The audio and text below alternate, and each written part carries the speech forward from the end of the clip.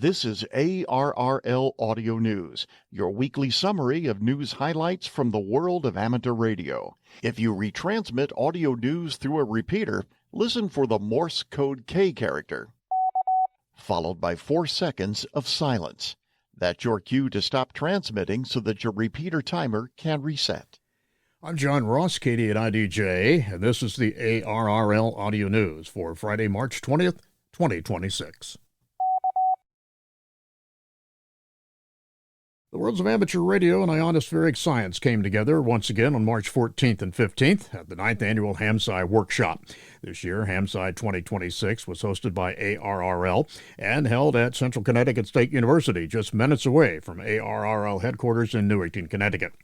HamSci, the Ham Radio Science Citizen Investigation Program, encourages radio amateurs to collect data that scientists use in their research on ionospheric phenomena. This year's workshop featured 17 oral presentations, 3 tutorials, 5 demonstrations, and 31 posters, and through researchers from Virginia Tech, St. Francis University, Dartmouth College, Boston College, and others. ARRL CEO David Minster, NA2AA, welcomed participants at the conference opening, followed by Dr. Nathaniel Fussell, W2NAF, lead organizer of the HamSci community, who set the stage for the weekend's activities. The keynote speaker at Saturday evening's banquet was NASA astrophysicist and citizen science officer Dr. Mark Kuchner. The workshop also included a field trip to tour ARRL headquarters, and attendees were invited to participate in late-night operating from the iconic W1AW station. One overriding theme of the conference was that you don't need to be a physicist to contribute to valuable data. HamSci's basic personal space weather station, which costs about $100, can observe space weather effects both as a single-point measurement and as part of a larger distributed network. The group has made data collection fun with such activities as the Solar Eclipse QSO Party and Meteor Scattered QSO Party. One presentation demonstrated how ham observations and measurements captured ionospheric effects during 2 recent solar eclipses. At Sunday morning's poster session, University of Scranton student Owen Rozansky, KD3ALD, described a project to develop a dashboard of HF contesting, DXing, and general operations using data from the Personal Space Weather Station and other remote sources. The project is intended to enhance the real-time propagation assessments sought by amateur radio operators. For many participants, the chance to operate from W1AW was a highlight of the weekend. ARRL Senior Director of Marketing and Innovation Bob Interbitson, NQ1R, described the atmosphere at the station as energetic. All 6 guest operating positions were occupied until closing time at 11:30 p.m. on Saturday. ARRL extends its thanks to many partners supporting HamSci 2026, including the University of Scranton, New Jersey Institute of Technology, the National Science Foundation, NASA, Amateur Radio Digital Communications, and more. 3 amateur radio operators have been inducted into the Heritage CQ Hall of Fame for 2026. Professor David Leeson, Ph.D., W6NL. Leeson was first licensed in 1952. He is the author of the ARRL book, Physical Design of Yagi Antennas, and was a designer of the IARU International Beacon Network.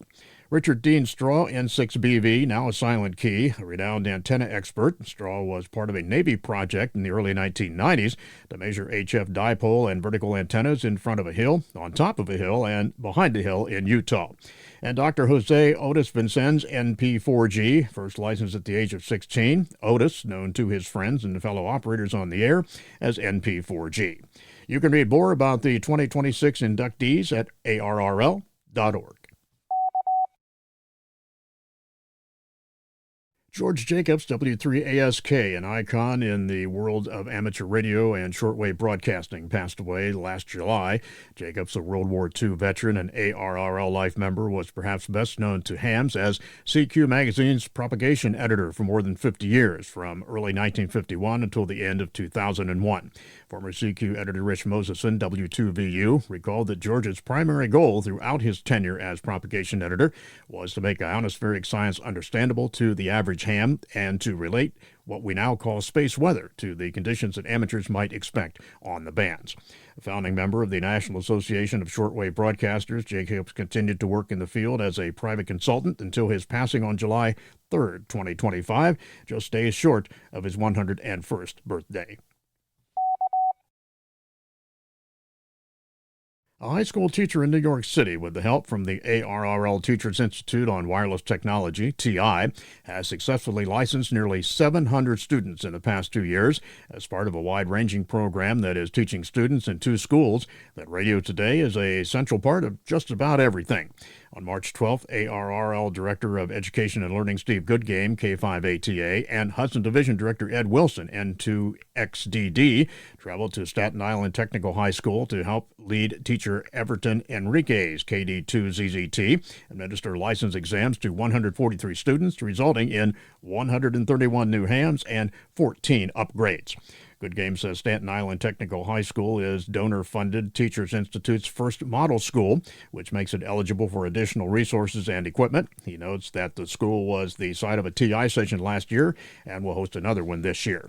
Goodgame adds that Enriquez has completed 2 TI modules and is now an institute instructor, as well as being a facilitator for Math for America and co-developer of a 9-week course for teachers on how to use amateur radio in the classroom.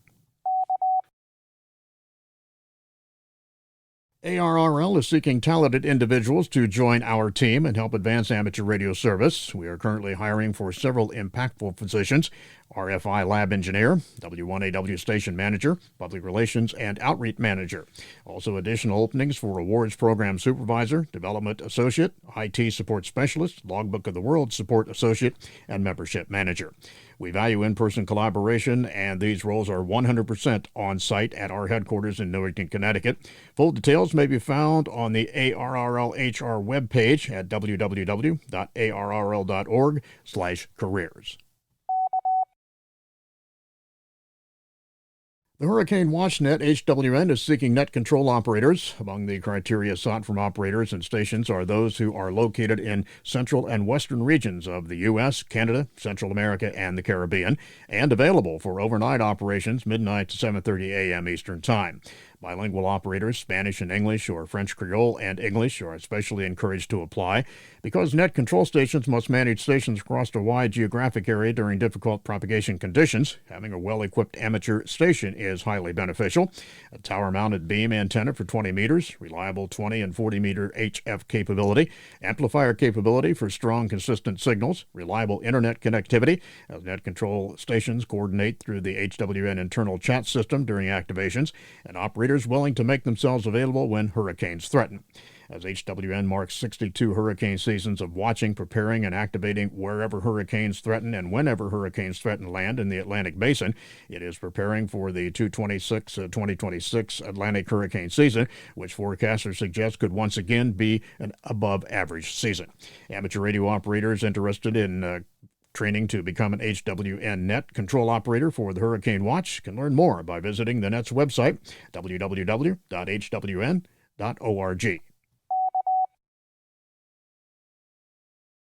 In 2026, ARRL is commemorating America's 250th birthday with a year-long on-the-air celebration, the America 250 Worked-All States WAS Award. Running now through December 31st, this special operating event challenges amateurs of all license classes to contact all 50 U.S. states and confirm those QSOs via ARRL's Logbook of the World. Operations begin at 0000 Zulu on Wednesday and end at 2359 Zulu on Tuesday. That's 7 days total for each activation. Currently scheduled now for March 25th, North Dakota, W1AW0, host W0N9. March 25th as well, Oklahoma, W1AW/5, hosted by the Altus Hamfest on March 28th. April 1st, California, W1AW/6. The host there is N76Q. April 1st in Mississippi, W1AW/5. The host is W5UE. And April 1st, North Carolina, W1AW/4. The host is N4XI. You can see complete schedules at www.arrl.org/America 250-WAS. Bruce Page, KK5DO, is here now with this week's AMSAT report. Bruce? Thanks, John. SilverSat is operational and providing SSDV images on 437.175 MHz using GMSK 9K6. You can get the schedule for transmissions in your part of the world at https://operations.com www.silversat.org/SSTV. The TENCO-2 satellite that was launched last week is operational and going through a commissioning period. The ground station did receive its CW beacon with basic telemetry. They also reported the signal was weaker than expected. The temporary TLEs are NORAD 98542. The IARU has coordinated frequencies for 2 new satellites being built. Lilium 4 is a 6U CubeSat from National Formosa University, set to launch later this year. Luca 01 is Montenegro's first amateur satellite.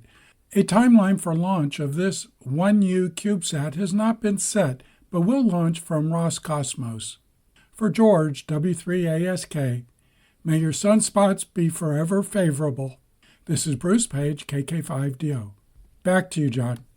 And thanks, Bruce, for that report. Just ahead in Radio Sport this week, March 19th and 20th, it's the 14th Walk for the Bacon QRP contest. That's CW. March 19th, the NAQCC CW Sprint, CW as well. On March 21st, the PODXS 070 Club St. Patrick's Day contest. That's digital. And on March 21st to the 23rd, it's the BARTG HF RIDI contest. That is digital as well. Remember to visit the ARRL contest calendar for more events and information. Upcoming section, state, and division conventions. March 21st, the St. Patrick's Day Hamfest, hosting the ARRL West Texas Section Convention. That's in Midland, Texas. March 28th, the Central Dakota Amateur Radio Club Hamfest, hosting the ARRL North Dakota State Convention in Bismarck, North Dakota. And on April 4th, the RARS Fest, hosting the ARRL Roanoke Division Convention. That's in Raleigh, North Carolina. And of course, remember to search the ARRL Hamfest Convention and database to find more events in your area. And finally this week, thanks to the San Diego Six Shooters in San Diego, California, for airing the ARRL audio news on their repeater. 7-3.